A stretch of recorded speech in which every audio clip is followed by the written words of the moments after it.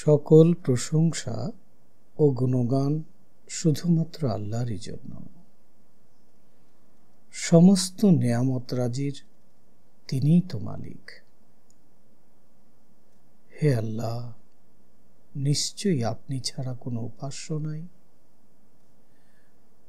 মুহাম্মদুর রাসূলুল্লাহ সাল্লাল্লাহু আলাইহি ওয়াসাল্লাম আপনারই প্রেরিত রাসূল। হে আল্লাহ,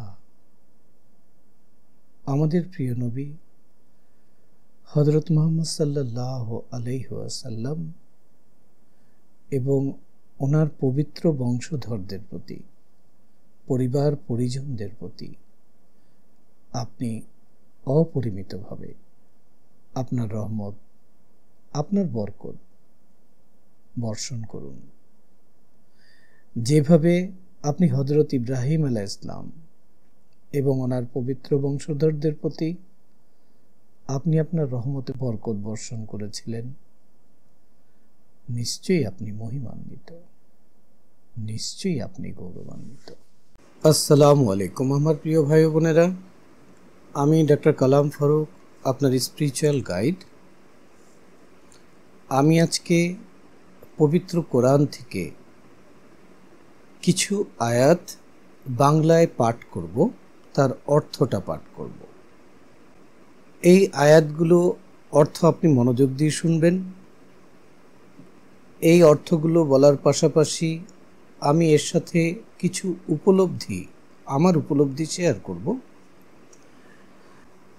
যাতে করে আপনার চিন্তার একটা পজিটিভ চেঞ্জেস আসতে পারে, যাতে আপনি কিছু রিয়েলাইজ করতে পারেন, যাতে আপনি এখান থেকে কিছু নিয়ে এর কিছু আলো আপনার জীবনে প্রয়োগ করে আপনার জীবন চলার পথটাকে আপনি সহজ করতে পারেন, পিওর ক্লিন পজিটিভ ওয়েতে আপনি চলতে পারেন, যাতে করে আপনার দ্বারা আরও মানুষ বেনিফিটেড হয়।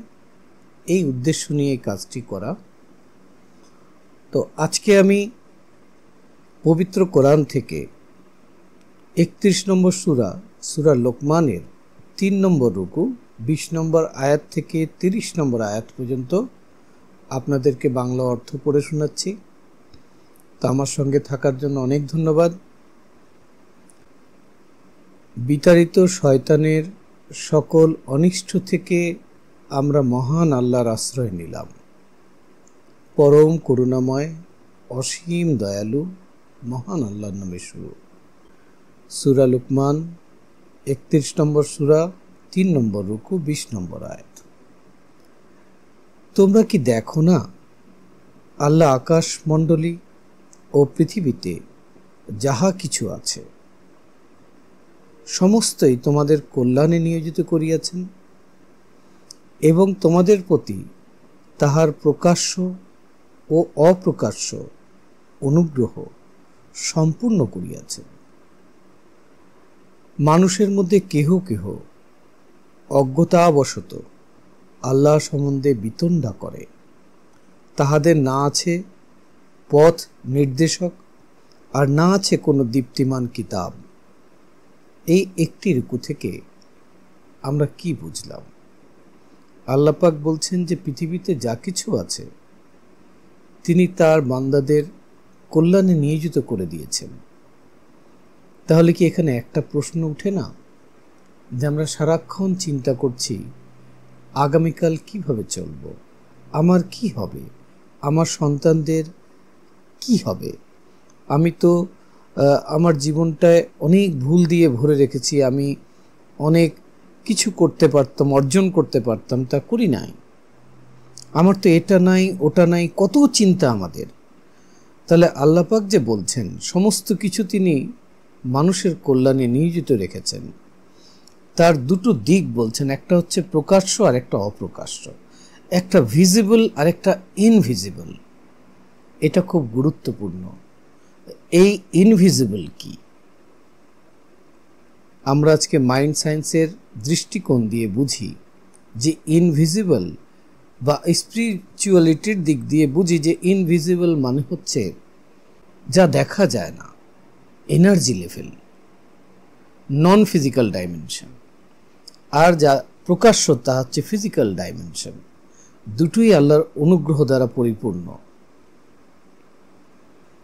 আমরা পথ নির্দেশ চাইলে আমাদেরকে এই দুটো ডাইমেনশনে আসলে অ্যাক্টিভ হওয়া দরকার, যেই কথাটা আল্লাহ পাক এখানে বলছেন।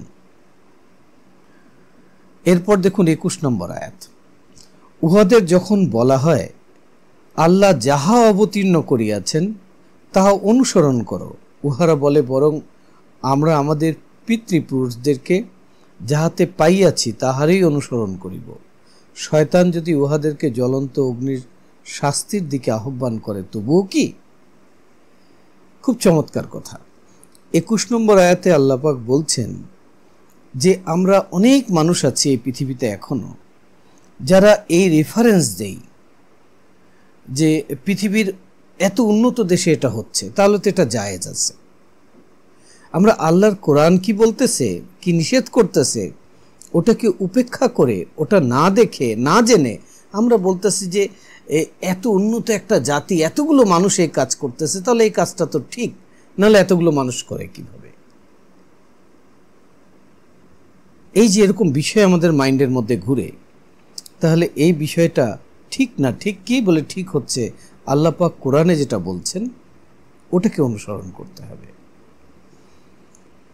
এবার আসি 22 নম্বর আয়াতে।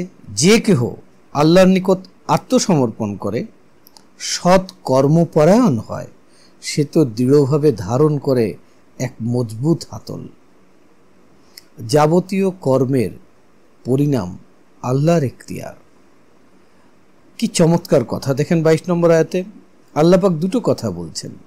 একটা বলছেন আত্মসমর্পণ করা, আর এর সাথে সৎকর্ম করা। আত্মসমর্পণ করা মানে সবকিছু, নিজের সবকিছু আল্লাহর কাছে সমর্পিত করে দেওয়া, অর্থাৎ সম্পূর্ণ ফেইথের মধ্যে চলে আসা, ভরসার মধ্যে চলে আসা, বিলিভের মধ্যে চলে আসা, ট্রাস্টের মধ্যে চলে আসা। আজকের দুনিয়াতে খেয়াল করে দেখেন কত প্রশিক্ষণ হচ্ছে মানুষ তার বিলিফ সিস্টেমকে চেঞ্জ করার জন্য, তারা লিমিটেড বিলিফ থেকে বের হওয়ার জন্য কত কিছু করতেছে। এখানে আল্লাহ পাক বলছেন যে তুমি যখন আত্মসমর্পণ করো তখন তুমি কনফিডেন্ট হও, কারণ তখন তুমি স্রষ্টার সাথে একাত্ম থাকো, যেখান থেকে পাওয়ার আসে, সমস্ত পাওয়ার সেখান থেকে আসে। এরপর বলছেন সৎ কর্মপরায়ণ।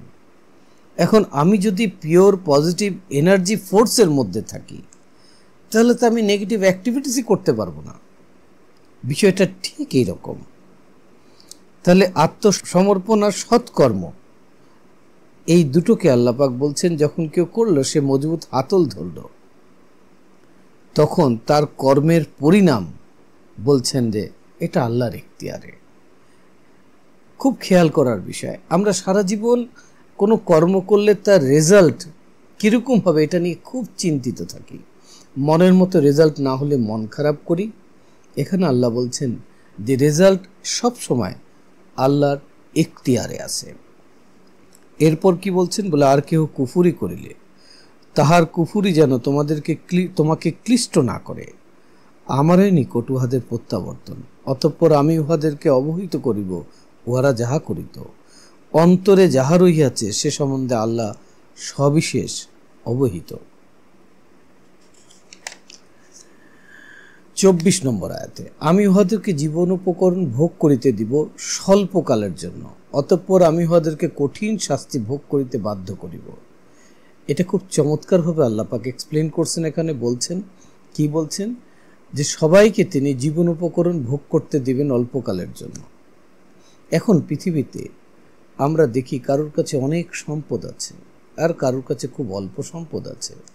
কেউ লাইফকে খুব এক্সাইটমেন্টের সাথে, খুব উল্লাসের সাথে উদযাপন করে চলেছে, আরেকজন ধৈর্যের সাথে, ভক্তির সাথে, কৃতজ্ঞতার সাথে অল্প নিয়ে তুষ্ট থেকে জীবনটাকে উপভোগ করে চলেছে।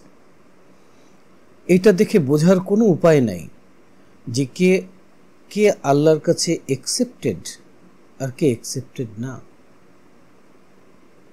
কারণ আল্লাহ পাক সবাইকে জীবন উপকরণ দিবেন এবং শাস্তি ভোগ করতে দিবেন অতঃপর তার পরবর্তী ফেজে।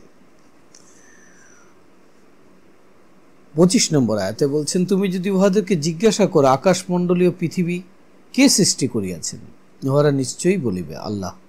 বলো, সকল প্রশংসা আল্লাহরই, কিন্তু উহাদের অধিকাংশই জানে না।